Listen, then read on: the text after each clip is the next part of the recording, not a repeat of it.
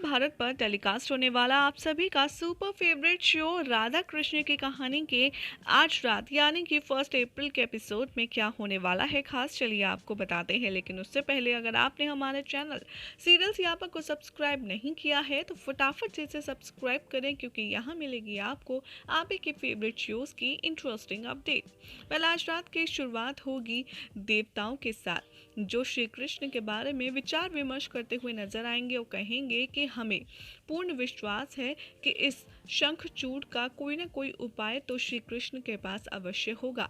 वहाँ श्री कृष्ण काफी ज्यादा गंभीर होते हैं, चिंता में डूबे हुए नजर आते हैं और राधा उनके पास आती है और कहती है कि तुम किस विचारों में खोए हुए हो कृष्ण, कुछ बोलते क्यों नहीं, क्यों पाषाण की तरह मौन हो। कोई तो हल होगा ना इस समस्या का कि शंखचूड़ को देवताओं से बचाया जा सके। यहाँ पर कृष्ण कहते हैं क्योंकि इस समस्या का मेरे पास भी कोई भी समाधान नहीं है राधा। इसी बीच राधा कुछ कहने वाली होती हैं, देवता वहाँ प्रकट हो जाते हैं और कृष्ण उनके पास जाते हैं और कहते हैं, हे देवता, मैं आप सबकी कोई सहायता नहीं कर सकता।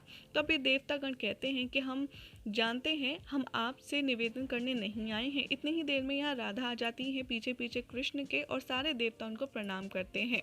तभी राधा आती हैं और कहती हैं कि देवी राधा, हम आपसे हमारी सहायता करने के लिए विनम्र निवेदन करने आए हैं, आप हमारी सहायता कर सकती हैं। राधा बहुत ज़्यादा सरप्राइज होती हैं, कहती हैं मैं भला आपकी सहायता कैसे कर सकती हूँ। देवतागण कहते हैं कि शंखचूड़ के पास प्रेम की शक्ति है और प्रेम की शक्ति से ही प्रेम की शक्ति को जीता जा सकता है।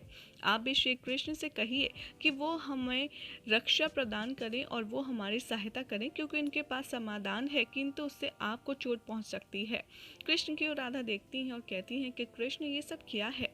कृष्ण कहते हैं कि हाँ, एक ही उपाय है शंखचूड़ को रोकने का कि देवी तुलसी की प्रेम की आराधना को भंग किया जाए। राधा कहती हैं तो तुम मुझसे ये छुपा रहे थे कृष्ण। कृष्ण भगवान कहते हैं कि हाँ, अगर वो किसी और से प्रेम करने लगेंगी तो उनकी शक्तियाँ क्षीण हो जाएंगी और शंखचूड़ कमजोर पड़ जाएगा। राधा कहती हैं कि कैसे किसी और के प्रेम को वो अपना सकती हैं जबकि शंखचूड़ से तो वो अत्यधिक प्रेम करती हैं, आखिर ये सब कैसे हो सकता है। और राधा चिंता में डूब जाती है।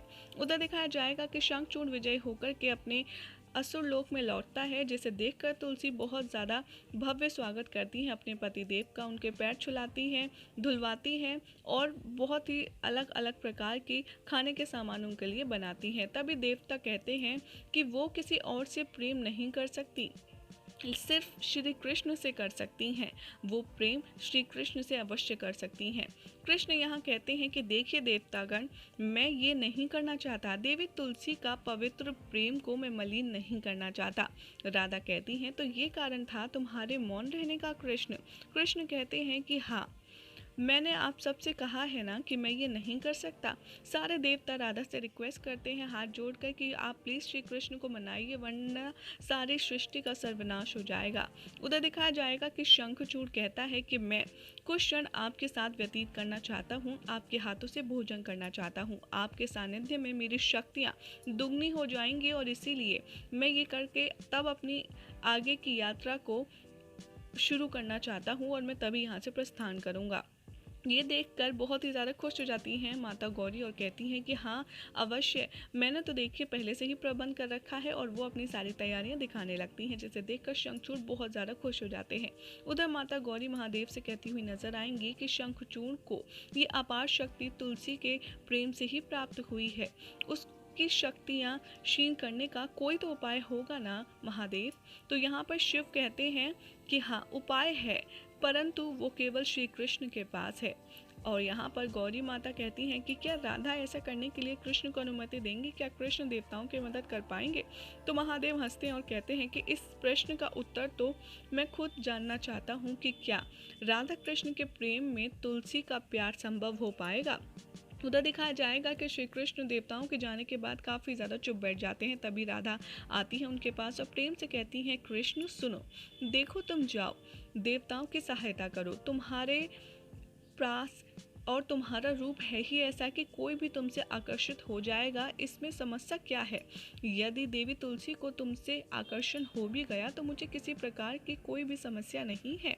कृष्ण राधा को देखते हैं और कहते हैं कि लेकिन मैं किसी भी विवाहित स्त्री का पवित्रता को मलिन नहीं कर सकता। राधा कहती हैं कि तुलसी की पवित्रता पर कोई भी संशय मुझे भी नहीं है, लेकिन अगर वो शंखचूड़ के लिए सवाल है तो उसे भंग होना ही होगा। कृष्ण कहते हैं किंतु मेरे मन में राधा एक प्रश्न है जो अत्यंत गंभीर है, मैं कैसे कहूँ, मुझे समझ नहीं आ रहा।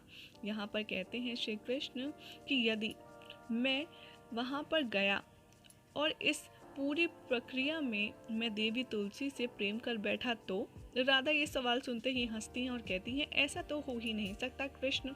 कृष्ण प्रेम सिखा सकता है, प्रेम बांट सकता है, किंतु मेरे अधिक या मेरे अतिरिक्त तुम प्रेम किसी से कर ही नहीं सकते, ये तो असंभव है। किंतु फिर भी यदि तुम ये कह रहे हो तो मैं सोचना पड़ेगा।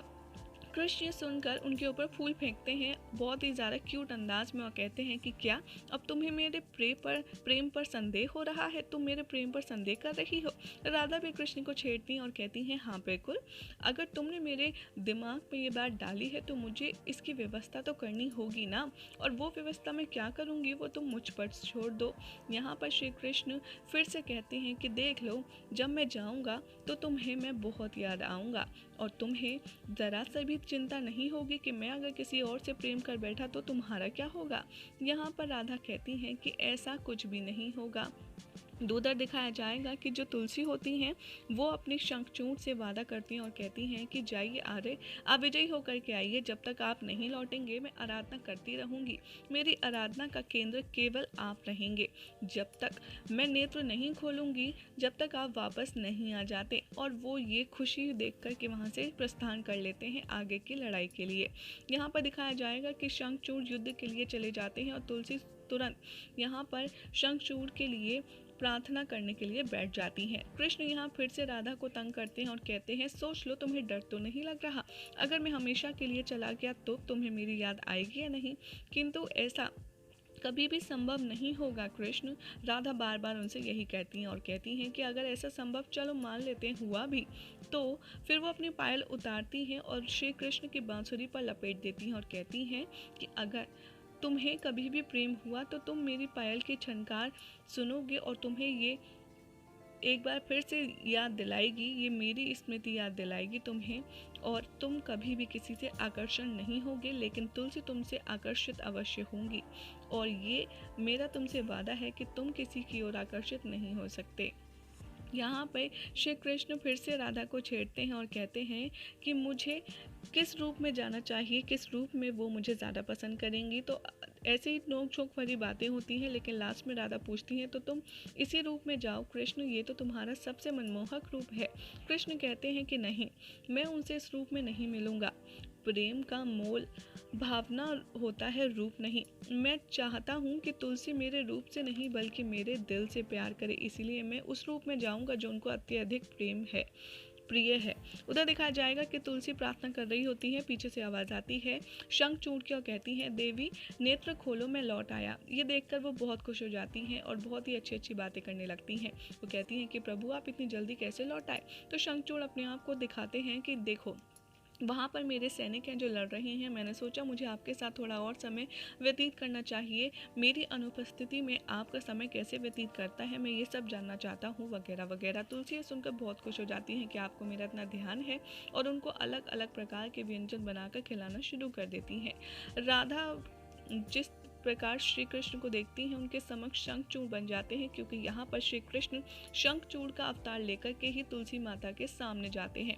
राधा ये देखकर बहुत ज़्यादा खुश हो जाती है, और उधर दिखाया जाएगा कि तुलसी माता को वो पूरी तरीके से यकीन दिला देते हैं शंखचूड़ बनकर कि उनसे अतिरिक्त प्रेम कोई और कर नहीं सकता, और वो बदल चुके हैं, वो बहुत ही ज़्यादा पॉजिटिव हैं, बहुत ही ज़्यादा अच्छे हैं। ये सुनकर तुलसी माता भी बहुत खुश हो जाती हैं। यहाँ पर कृष्ण सोचते हैं राधा के बारे में और मन ही मन में बातें करते हैं राधा कृष्ण, और कहते हैं कृष्ण राधा से कि तुम चिंता मत करो राधा, मैं सदैव तुम्हारा ही हूँ। उधर शंखचूड़ स्वर्गलोक से विजय प्राप्त करके सूर्यलोक में पहुंच जाता है और यहाँ पर लड़ाई फिर से शुरू हो जाती है। शंखचूड़ की शक्तियाँ अभी भी अपार होती हैं, जिसे देखकर देवताओं को लगता है कि श्री कृष्ण की जो कोशिश है वो नाकाम रही। फिर महादेव कहते हैं कि मेरे आराध्य जो कुछ करते हैं उसका परिणाम आपको आगे चलकर दिखेगा देवी गौरी, अभी आप बस देखती जाइए आगे कैसे श्री कृष्ण इस शंखचूड़ रूपी समस्या का समाधान करते हैं। वहाँ पर दिखाया जाएगा कि शंखचूड़ की बदली बदली व्यवहार देखकर तुलसी कहती हैं कि मुझे आपसे अत्यधिक प्रेम हो गया है और हर पल होता ही जा रहा है। कृष्ण भी जैसे ही तुलसी को देखते हैं शंखचूड़ के अवतार में, वो कहते हैं कि अब तुम्हें शंखचूड़ की वास्तविकता ज्ञात होगी तुलसी, और उसके बाद निर्णय तुम्हारा होगा। यही हो जाएगा आज रात के एपिसोड का एंड।